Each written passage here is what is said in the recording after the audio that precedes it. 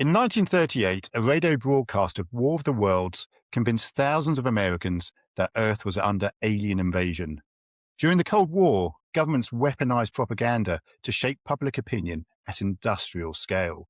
And more recently, in the 2010s, social media transformed misinformation from something broadcast by states into something amplified by billions of people algorithmically every second. Today, the game has changed again.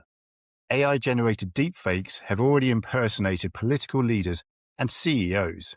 In Hong Kong, fraudsters use a deepfake video call to trick an employee into transferring $25 million into their bank account. During recent global elections, researchers tracked waves of synthetic content engineered not just to persuade people, but to emotionally manipulate them at scale. We used to believe truth had gravity, that facts would eventually rise to the surface. But in a world where algorithms optimize for attention, outrage spreads faster than accuracy, and influence itself has become engineered. In this episode of Behind the Algorithm, we discuss whether truth still holds any natural advantage, or is it now just another competing factor in the battle for attention? Welcome to the 12th episode of Behind the Algorithm, where we're joined by Ksenia Iliuk. Ksenia, would you mind giving our audience a sort of brief introduction about you and what it is that you do? Hi, I'm Ksenia. I'm one of the co-founders of Let's Data, and we provide narrative intelligence. And I personally come from a very weird field called influence operations. I've been doing this for over 10 years, trying to spot and study and mitigate when threat actors are weaponizing trust and infrastructure to impact that trust. Brilliant. Well, welcome, Ksenia. It's great to have you on the show.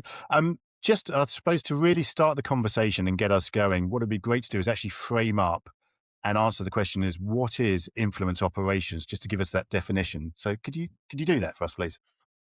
Sure. Influence operation it's a defined part of the media and social media space where threat actors are trying to weaponize that. So they try to use a set of senses, more known as narratives, to shape the behavior, to lead a group of people to taking action or not taking action. And I would emphasize here that that's very importantly of how I've been defining it within my work experience and how we do it at Let's Data, because the impacting the behavior is a crucial part. I think a lot of people, when they think about right away, like disinformation and fake news, there are other names or subterms within it. They think right away about the people believing into something. But it's very important to understand that it's not just people believing into something, it's people taking action based on that belief, whether it's organic or manufactured. In the case of influence operations, of course, manufactured or shaped or impacted. And when we think about the actions, it could be some small actions like writing a comment or doing a repost or clicking on that forbidden link, to a much more, of course, impactful things like going on a protest, voting in the elections, not voting in the elections. We have seen multiple influence operations that would try to make sure that people spoil their bulletins. So this is the range of actions that we are talking about. And that's quite fascinating. That's very broad. So if I then go to sort of, is it a step further? Is it just at a state level, or is it also at a enterprise level, or, how deep and how wide does this go?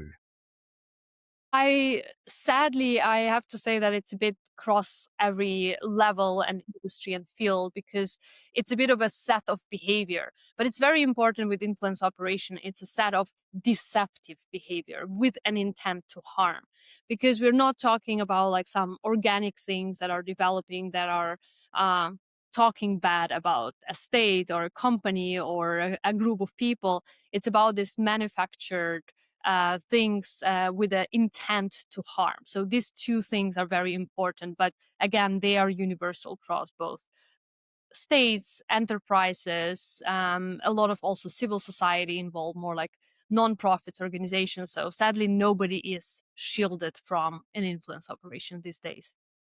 Oh, okay. I mean, just could you?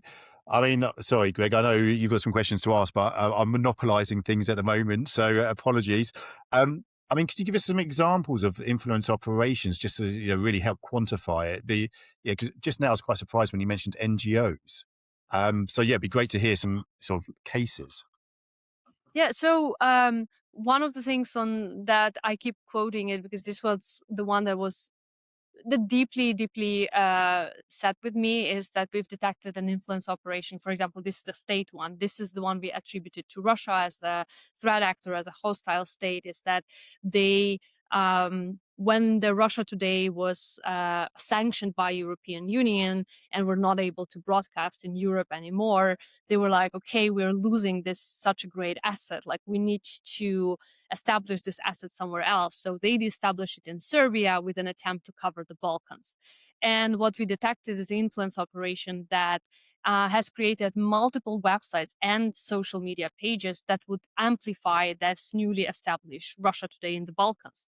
And we detected the bot network that was reposting the articles of Russia Today 89 times per second.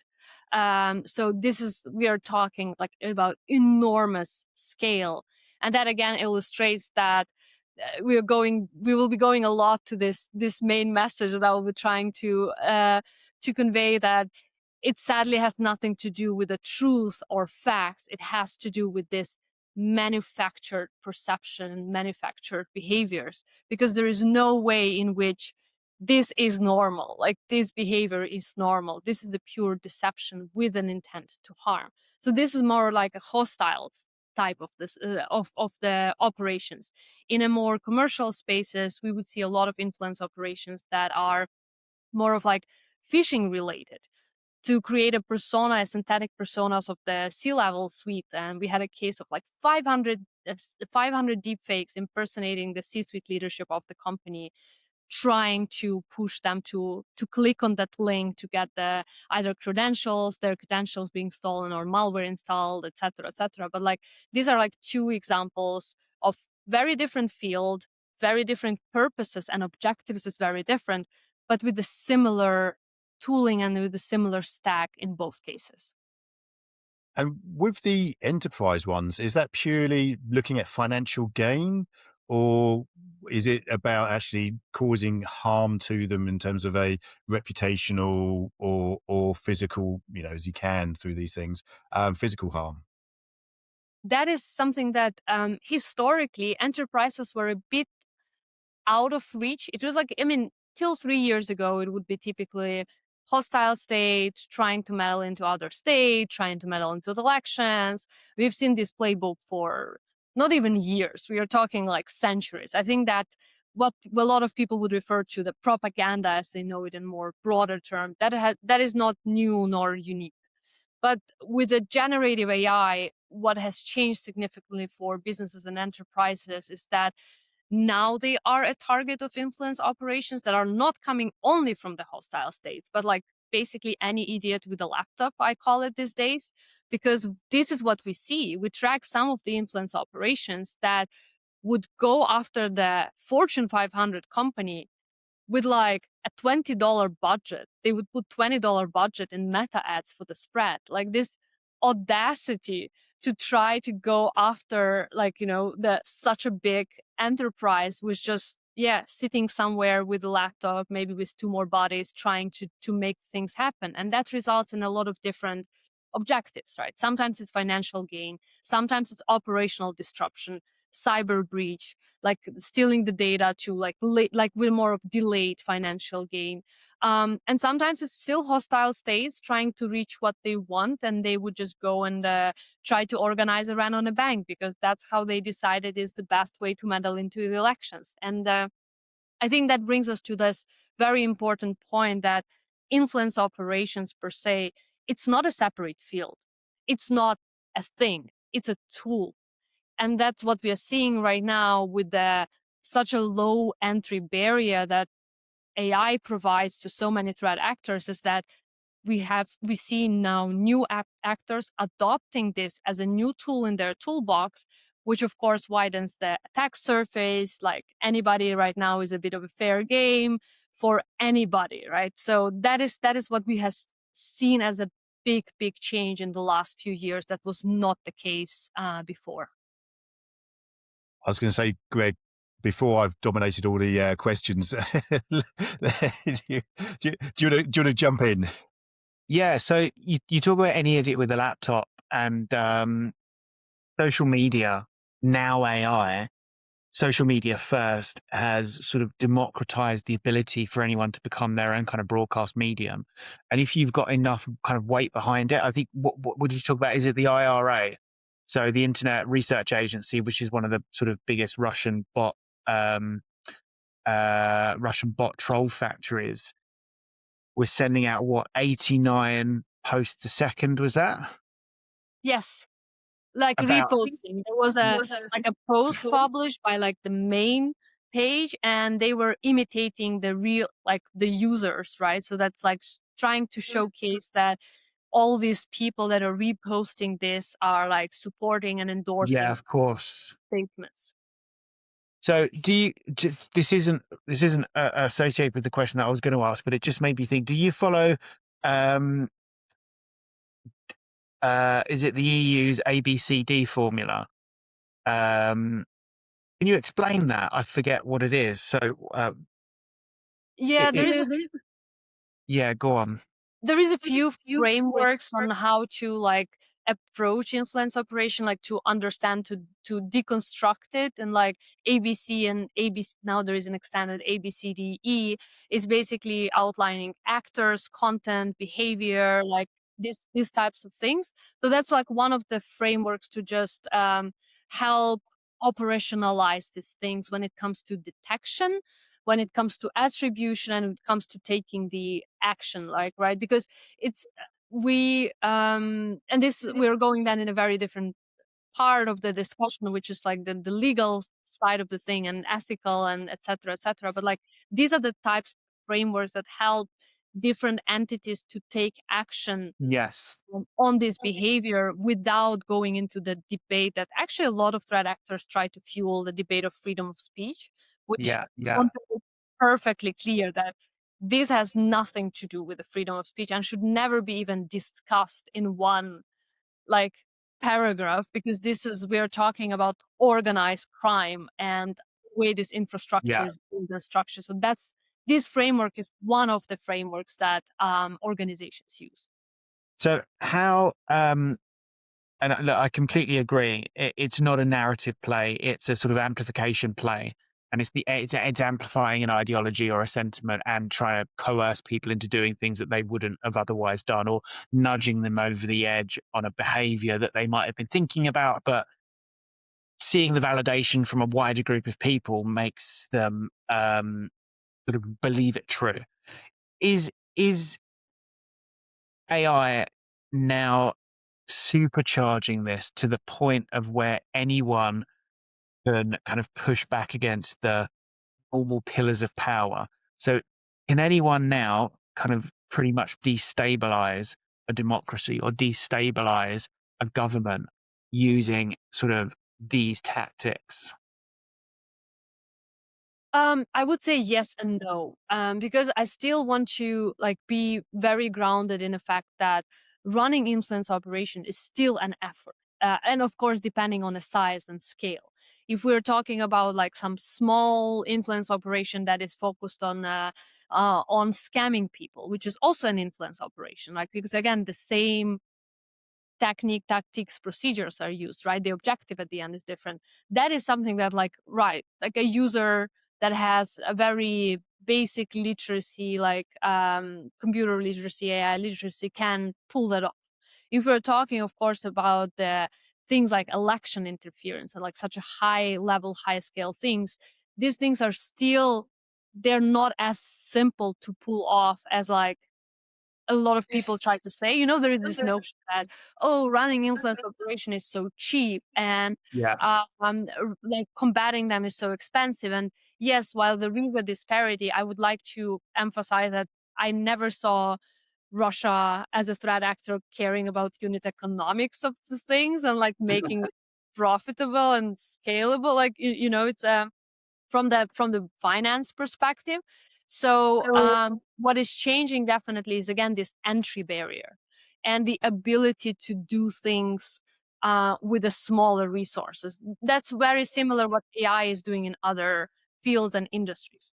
What a new area that AI is doing is introducing the new, let's put it like, attack surfaces, right? This introduces the new battlefields.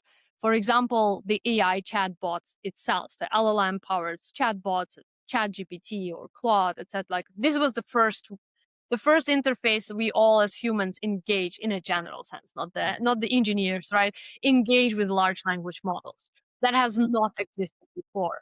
And right now, one of the biggest and very legitimate scares is like poisoning those large language models, getting all of that content that was generated by threat actors as a training material for this model, so that whenever you ask this model a question, it's already biased and poisoned. So that is, for example, the new thing that has never existed before. And of course, that opens up the whole new playing field for the threat actors to use. I must admit, what you just said was is quite alarming, but also one thing you said before that, it did make me slightly raise a chuckle to myself, because you kind of raised the idea that someone is sitting there with a business plan going, right, I want to carry out this influence operation. They put together their business plan and they go to their chief financial officer and say, please, could you fund this for me? I'd like to have X amount of laptops and this amount of tokens for my bot farm to go and achieve these things. Which is almost, what you're saying is, to me, sounds like it's almost become commercialized. And are we at a stage now where you can get operations for hire? 100%. There is people in the industry started calling it like disinformation for hire companies. So you do have the whole commercial infrastructure to do the disinformation, like influence operation for hire, right? So this is definitely a thing, and this is what we see more and more happening. We see a lot of hostile states outsourcing it, hiring in different countries and different contexts, because it's also like, where there is demand, there is market. So of course, these companies emerged like for that market that is there. And of course, from the perspective of a threat actor, like, it's good to outsource this thing. It's practical. Like, you have experts on the ground that better understand things. Like, so that of course created like this whole market. There is and there is a number of like such companies that even US sanctioned back in the day, and some of them were so open about what they're doing. Like, you would have publicly them saying like, we rigged this election, like we can offer election rigging. Yeah. It's like they were so, again, just like this absolute audacity to think and try to normalize this type of services to conduct and to have. But also wanted to highlight the other part that is very rarely mentioned, is like all the economy and all of the infrastructure that is built around it. So, for example, website hosting companies, providers, all of these things are running on them. Like, for example, the Pravda network that was discovered and like attributed as one of the biggest recent influence operations that was attributed to Russia, or like Doppelganger that was like copying the pages of basically top media in the world and running that for months. All of those websites were running on something, right? They were hosting somewhere. And like they were using a lot of other infrastructure to create it, to design it, etc. So like this is the whole part of like this hidden into like, commercialized part of the things that like I hear very, very rarely people talk about it. But again, if you're a threat actor, like you still need these things. You need infrastructure to run on. You need tools. You need software. And maybe if not specifically it was built for influence operation, you use the general purpose ones.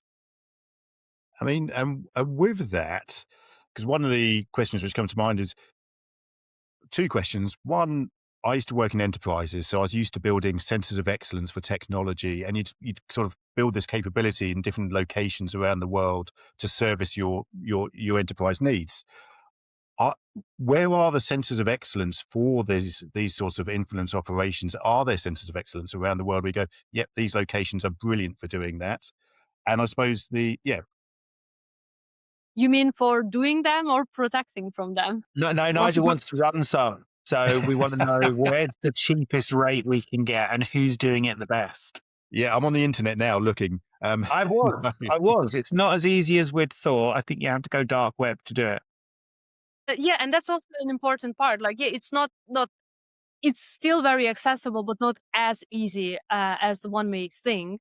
So that's typically, like, we look into two types of centers of excellence, right? We look at the hostile states and the list of the hostile states, because here we are talking about typical suspect list. We're talking Russia, we're talking China, we're talking Iran, right? Like, as the ones that have been consistently doing influence operations, and those were discovered, attributed, analyzed by like, we're not talking dozens, we're talking hundreds of independent organizations worldwide, right? So we're talking about this clear list of the hostile states doing these things.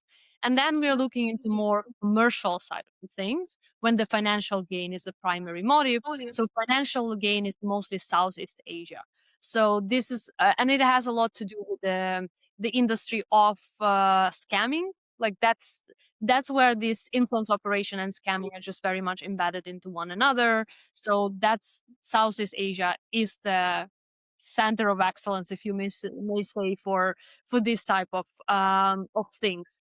But I'm curious to see how that will be changing, because again, access to the technologies and more widespread knowledge about this thing. So I'm curious to see, actually, is that gonna be changing? Like, will we see more decentralized, even more decentralized kind of infrastructure for these types of things, and more decentralized centers of excellence and vendors, etc. Like, I hope, yeah. I never, like, don't get me wrong, I'm never happy when the list of bad guys is expanding, but I just think, like, I would expect it with the way that technology is shaping right now, this thing, that it will be getting more and more decentralized, because again, of emerging these small actors that to call them actors is a bit loud, because, like, we use actor towards like a cyber criminal group that has been operating for 10 years, or like Russia as a hostile state and a specific unit in the GRU, like, as like, so it's like these two guys with the laptop. I even, like, it's tough to call them the actors, but that's a bit the new reality. Like, they will become these new actors. And I'm sorry for introducing the idea of centers of excellence, because now it sounds like we're commercializing it and we're becoming their marketing department. So No, you can blame me for that one. I apologize for introducing that. it's big business, Nigel. Maybe we should consider it as a revenue stream. On that note, we had like, I'm not joking, but when we were raising around for Let's Data, we had a few people we talked to that are doing investment that were very much convinced that we are the one doing influence operations. And we had this one conversation with one prospect investor. We obviously did not go with that person, but, like, he got so disappointed on the call when he learned that we detect them and not produce them. If you were to produce them, this is like an endless business model. Like, you attack a company, like, right, and then you, like, offer them a solution. And I was like, do you know that's called ransomware and that's illegal? And he was like, that depends on the framing. And I was like, no. Like, we're, like, finishing this conversation right now, but, like, it's not the first time I hear about, like, people being tempted by how profitable that venture could be. Well, there we go. Maybe it is a new business model, but we'll only do it for the good guys. How about that? Yeah. Yeah, we'll only do it for them. And I mean, Greg, I will get back on track, I promise, to the questions, but I'm fascinated by this. Because one of the things is, are we also seeing, and it's one of these things, as over the course of the many years and the time that we've also been recording this podcast, starting to see a growing picture that quite often what the actors are very good at doing is actually using our own infrastructure against us. So those tools and technologies and those capabilities and functions we build, they actually then turn around and go, oh, that's wonderful, thanks for doing that, and then actually turn it on us and use it against us. Is a lot of the time these influence operations is actually leveraging our own infrastructure to actually against ourselves? Yes. Primarily when we talk about this, I would think like less about the infrastructure when it comes to the specific assets like social media pages or websites or this is still like something that like we see the cases where they would try to flood the comments of the pages that do not belong to them, right? Like this kind of like going into this conversation that of course happens quite often. But I think what they're most good at exploiting the existing weaknesses. So even though very much, and I was emphasizing the behavior, right? And this is what we are tracking and focused on, and because this is how we prove coordination and intent. That is not just a random guy on the internet believes in something, that there is a threat actor putting the money in to get what they want at the end. But they still need narratives for that, right? Like they still need a substance to that they put on top of this behavior. So this is where they were very good at. Like most of the influence operations that we track, they very rarely invent new narratives. So they capitalize on the existing narratives. They capitalize on reframing the narrative, driving the conversation in one way or the other. So this is and here especially hostile states very good in like more of the bigger events, like bigger topics of conversation, like try to hijack the conversation. And again, it's all embedded in the behavior, because this hijacking has to happen through certain assets, through certain behaviors, through sometimes even as stupid as hijacking a hashtag. Like they would use the same hashtag for promoting a very different narrative to it, like, right? So it's still like very embedded in its actions that they do it, but it's about reframing that narrative and jumping on the topic that is already brewing. And that's why in the post, like when we talk about state sponsored, state driven influence operation, they are much more long lasting than a commercial one. Commercial one is much more focused on like a smaller chunks, like, you know, like a small, like shorter in time influence operations, like where they just get to their objective and kind of the next one and the next one, the next objective. Hostile states build this infrastructure long term because they typically want to influence a bigger part of the population, right? Like we rarely see hostile states like, oh, I'm gonna target this operation on this 100 people. Yes, but there should be a very specific reason for that. Like, for example, we see that a lot in Ukraine because it's connected to the what's happening on the ground, right? It's coordinated with the military actions and this thing. But we don't typically do that in a more broader space. While the ones that are operating in commercial space, they very much would do that. Like they very much would target those 100 people because they need those 100 employees to click on the wrong link and like to install the spyware. And that's all they need, right? So that could be like, that's differentiation. So that's why these are very good at capitalizing on the general discourse of things, the general discussion, the general worries of the population. While the ones operating in commercial space, they're much more opportunistic on a smaller thing, on smaller news breaks. But they still, both are again, very, very much try to use something that already exists in the space. Has the well been poisoned, Ksenia? Thinking about Nigel, talking about the infrastructure, which, you know, I worked in marketing and advertising for many years, and then the same mechanics, the same processes that we use to sell products was then kind of hijacked by bad state actors to amplify sort of misinformation campaigns. So has the well now been poisoned so much that no one can believe what they see online? Is there a space for truth online? And if so, how do we know what to believe? Oh, that's a $1 million question, probably, and like what to believe in that sense. I think there are two parts to that. The first one is the social media itself. the way that social media were created and the way they entered the space, and also different social media introduced different mediums and different interactions with the information, with each other as human beings, right? So that overall very much like altered the way we humans consume information and exchange Yeah. information.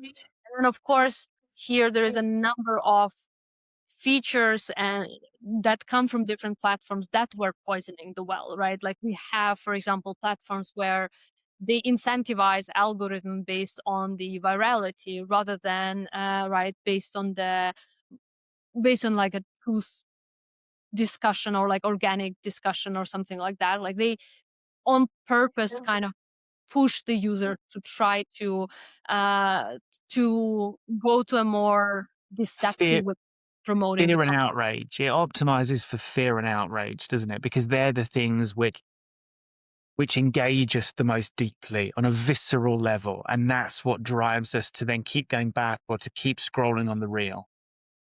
But absolutely, and that's a bit like I am always with this. Like I don't think that when social media platforms were establishing itself, there was a some secret meeting in every one of them. And was like, oh, that's how we like, that's how we gonna take over the world.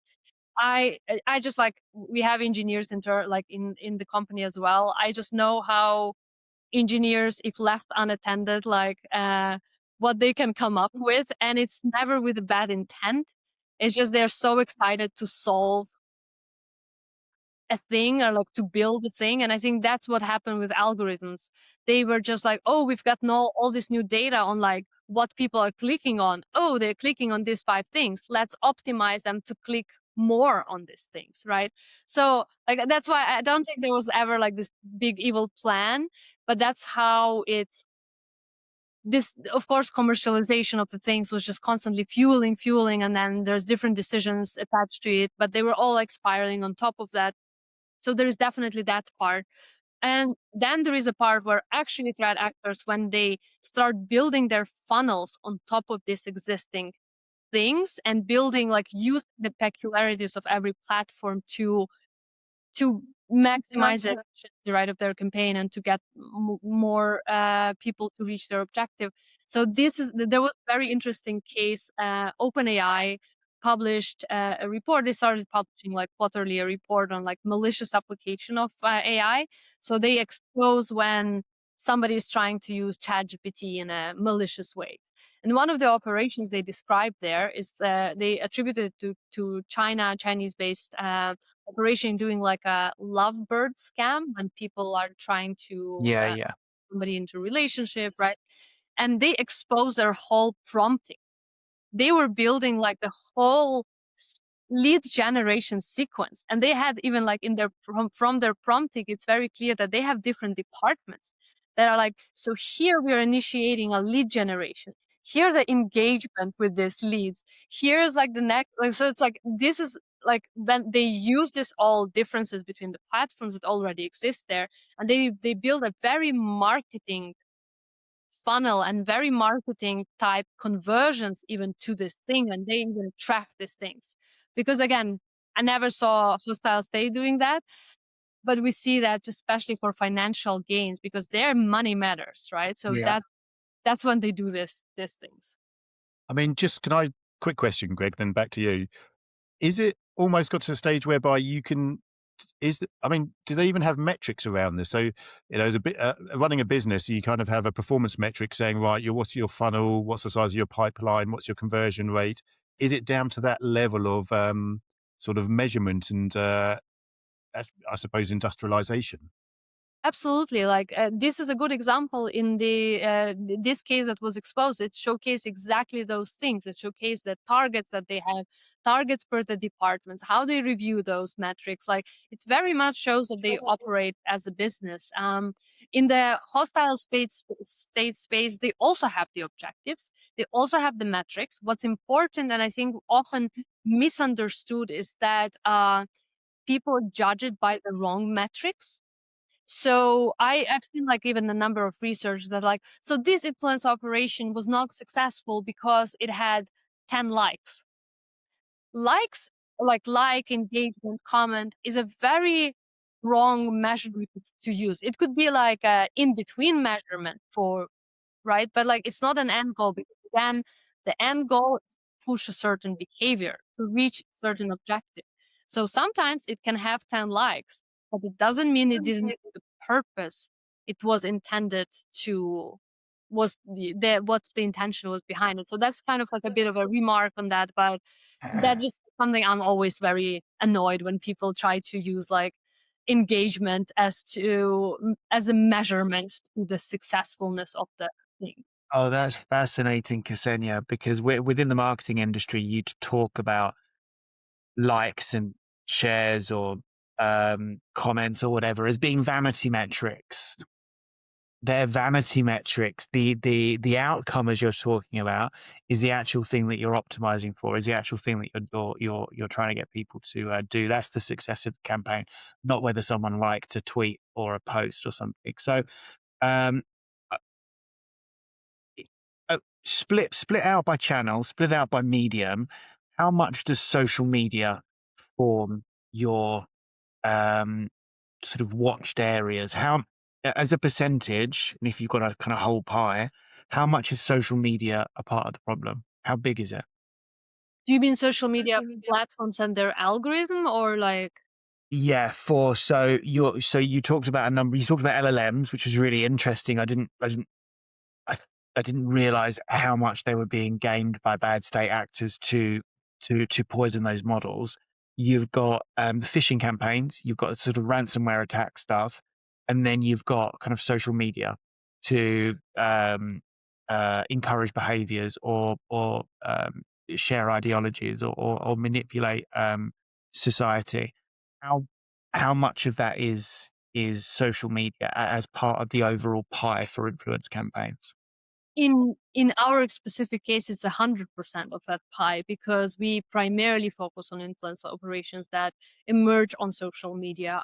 So that's why for us it's the primary thing. And even though we do track a spillover of the things, or the other way around, into other mediums, even the physical space, but it's still something that, um, especially nowadays, it's very, very hard to pinpoint an influence operation that would not emerge on social media.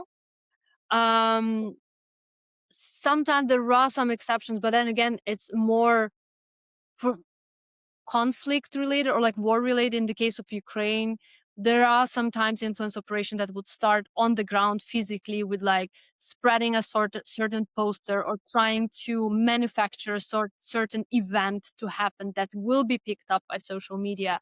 But that's nowadays a very like rare cases, and they would have a very specific purpose. The rest is social media platforms. I think what's more interesting for here is like which social media platforms, right? Like if we can go into this chart, like Yeah.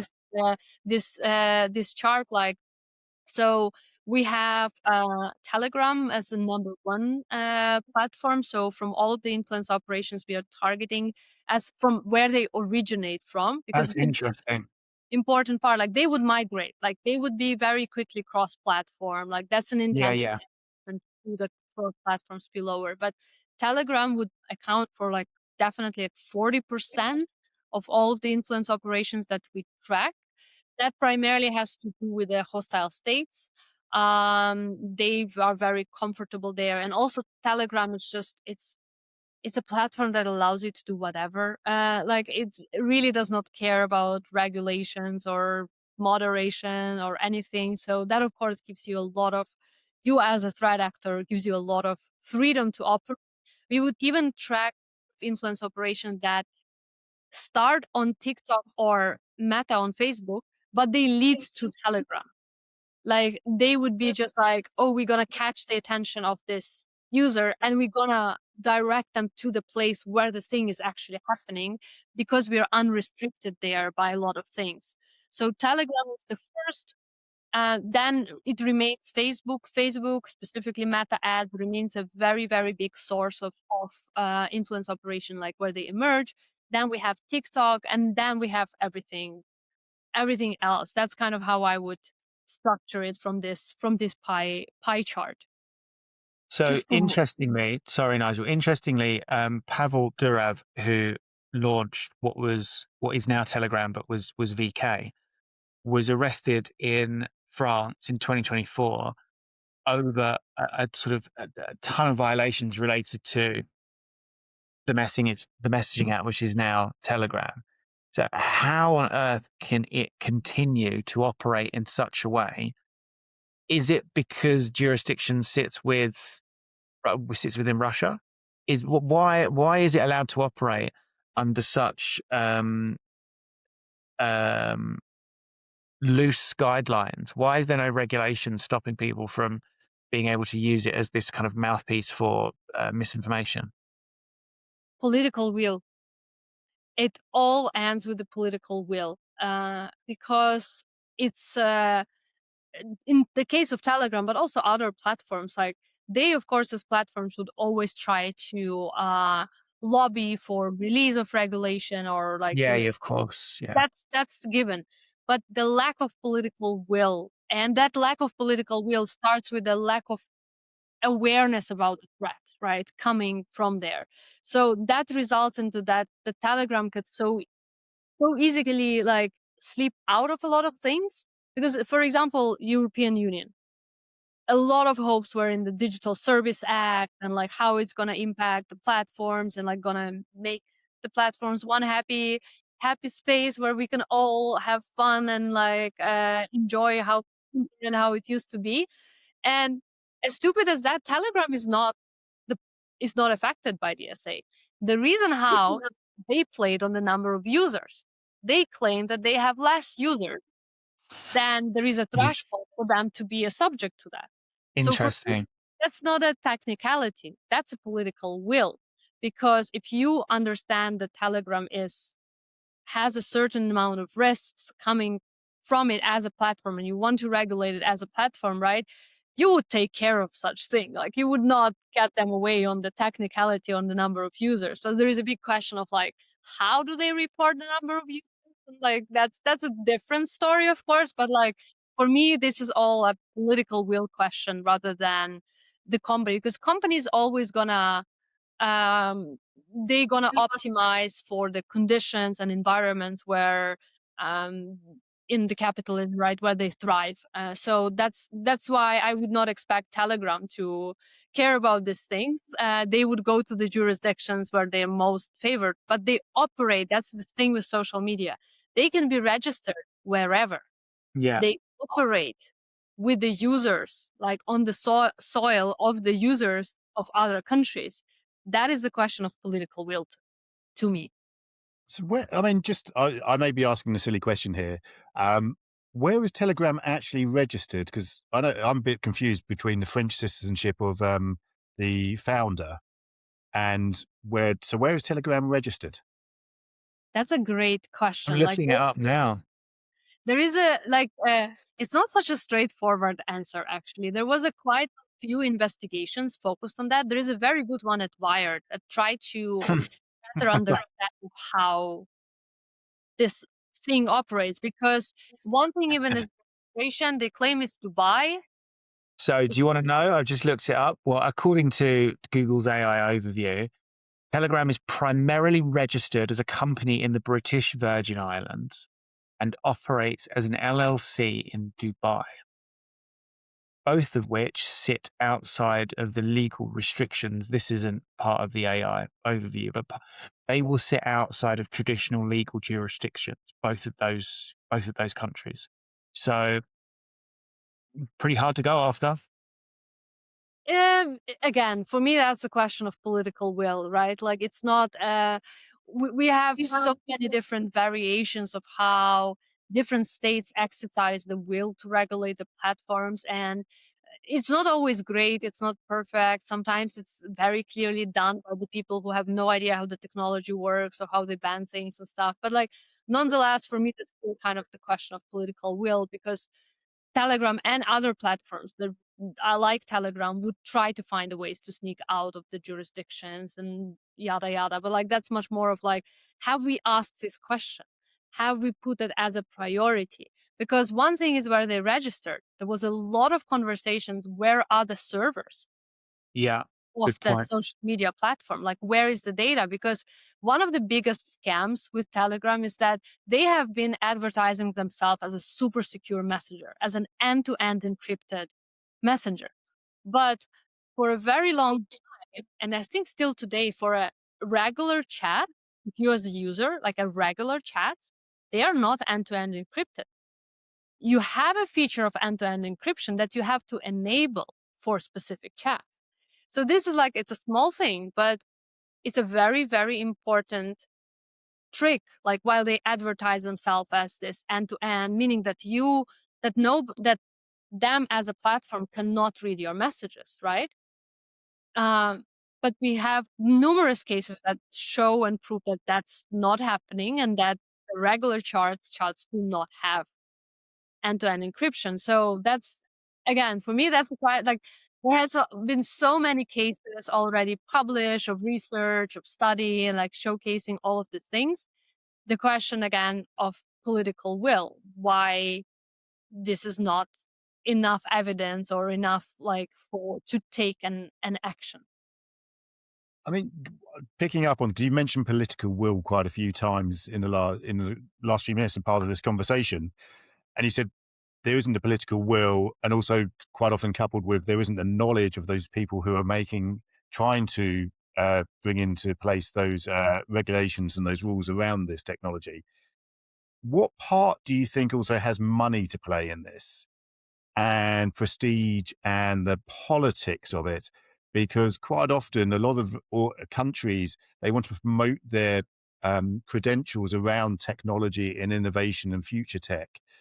And so quite often there seems to be almost a willingness to let tech companies get away with so much more than what other organizations would be allowed to do.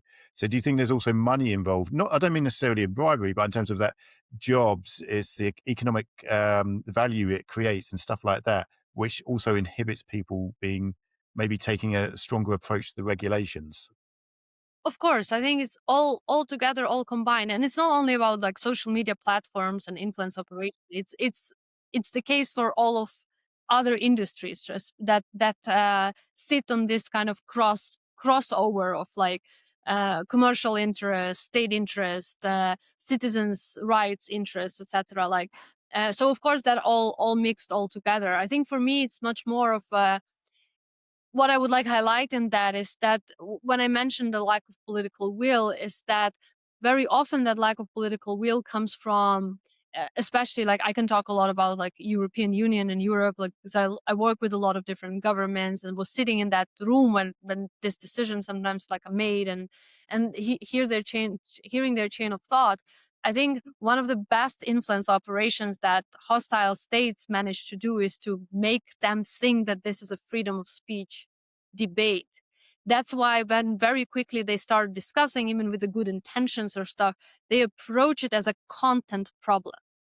And that is not a good way to go and to regulate platforms, because platforms, and also like I would like to distinction between the platforms, because different platforms have different incentives, financial incentives, when it comes to how the content being consumed, how their business model works, right? There's a very big difference between YouTube, that is getting majority of its revenue from big advertisers, versus the meta platforms that getting majority of the revenue from the small advertisers, from like this random 2-day account advertisers, right? So like this is a very big difference in how they behave, and like how they proactively shape certain things. But I think that's again like threat actors made it very successfully to even weaponize and politicize the terms to such an extent that you would hear sometimes decision makers even afraid to say out loud the words like disinformation. Disinformation is a good word. It's like, it's not a great term for, that's why we use influence operation, because disinformation is a content thing, and that's Yeah. was the problem with the term itself. But like you would really see some of the policymakers afraid to say it out loud, because they would be afraid for like the political capital and like that debate that's going to be dragging in. And also in a lot of countries where we saw the political will, for example in Ukraine, there was a lot of will to, because the threat awareness was very high, Like Ukraine has been the target of Russia's influence operations like since before I was born, and of course we have seen the huge intensification of these things before this full-scale invasion, right? There was a lot of threat awareness of the decision makers, and there was a lot of political will, but very often that ended up in like law on disinformation, which is the worst thing ever, because that's again content. You start trying to say what's right and wrong, what's true and what's not true, you start policing the content, and like that has nothing to do with the content. Like we were talking with you before, right? I told you that around 5 to 7% on average of all influence operations that we identify can be checked and verified at the moment of the detection.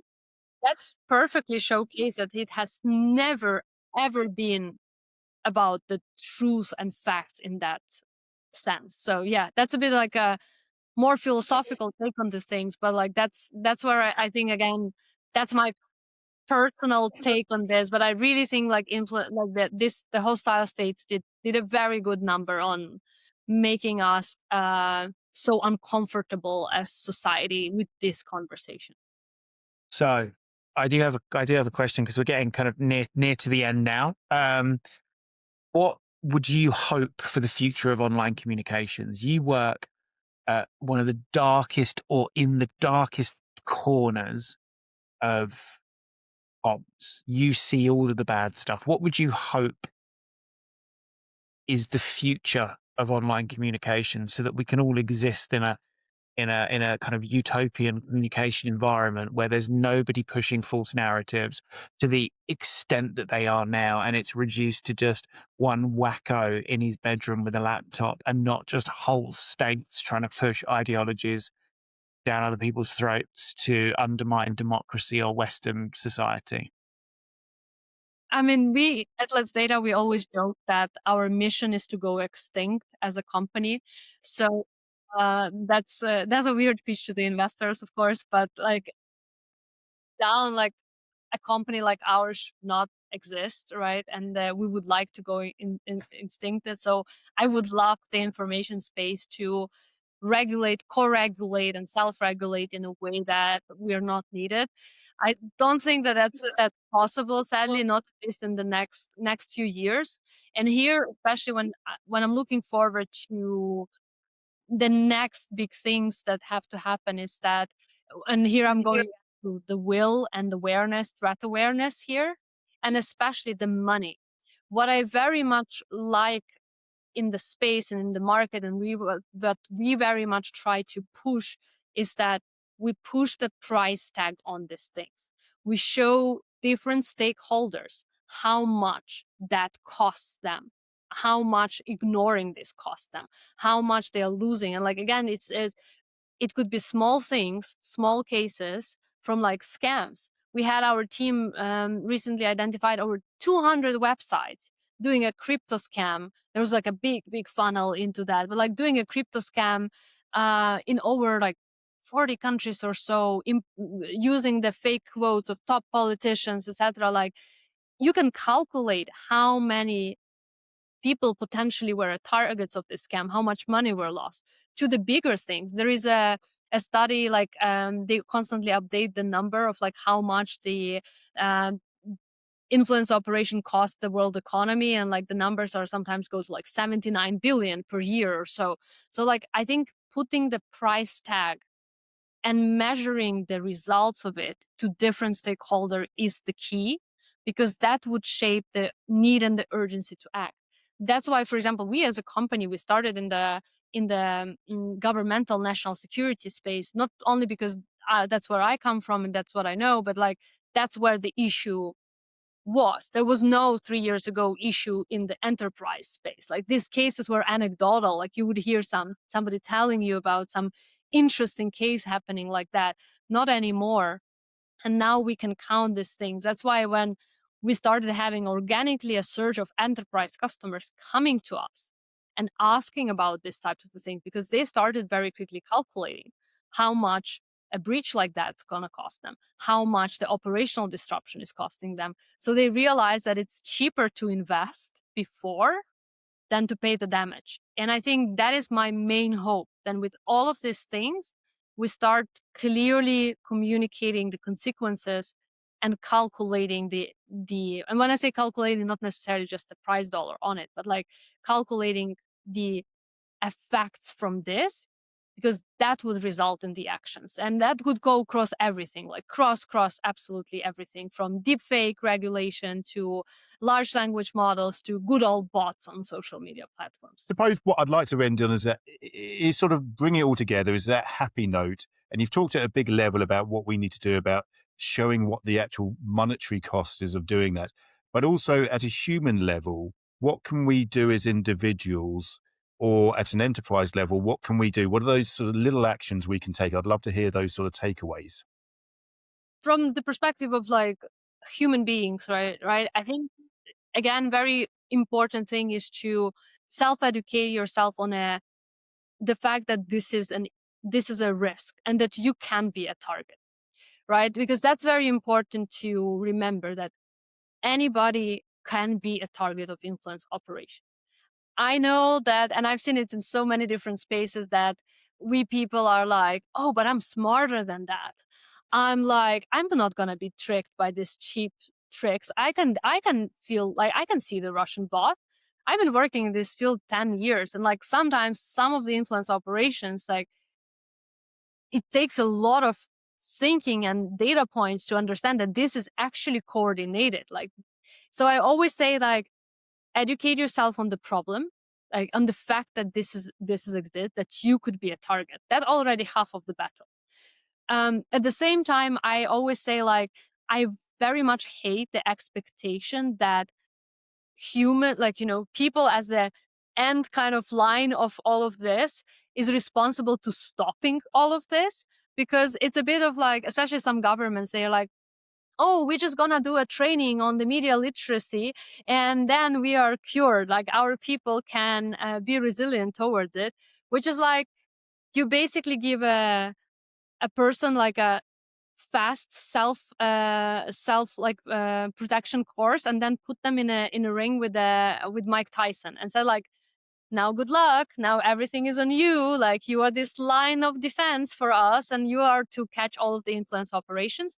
No, and that's exactly the problem. Like, for average users, understand that's a threat, understand that you can be a target of it, and please don't get arrogant. Like, the guys on the other side are professionals who make a living out of it. It's not just a random stuff online. So I think that's kind of my final take on the users. On the enterprises, of course, again, starts with like review, like, are you covered? If one of the cases that I mentioned today, if they were hit your organization tomorrow, are you prepared? Do you have a department that's responsible for this? When would you surface these signals? Can you understand even that you're under attack? We have so many cases where the prospect customers would come to us and they would say, like, we learned about it when we had already a physical protest under our 5G tower trying to knock it down from like construction. So just ask yourself also, like, when would I know about it? Can I be prepared to this thing? So just use the cases that I shared as a starting point to ask yourself, where are we as an organization in this? It's brilliant. So you're leaving us with the two things, which is awareness as individuals, and then preparedness as enterprises to actually know that it's coming and actually be prepared to have to counter it when it does come. So thank you very much. That was brilliant. That was insightful. I mean, I always take notes whilst I'm doing these episodes. And I know Greg's looking at me going, how many notes did you take? I've got at least 3 pages of notes, which I've sort of recorded as we're going along. But that's brilliant. So thank you very much for that. That really was truly great. All it is left for me to do is to wrap up and say thank you for watching this. This production has been brought to you by the team at Behind the Algorithm. Please visit our website at www.behindthealgo.com for more episodes. Love it, like it, share it, talk to your friends. And that's it for now. Bye for now. Thank you so much, Ksenia. And thank you, Nigel.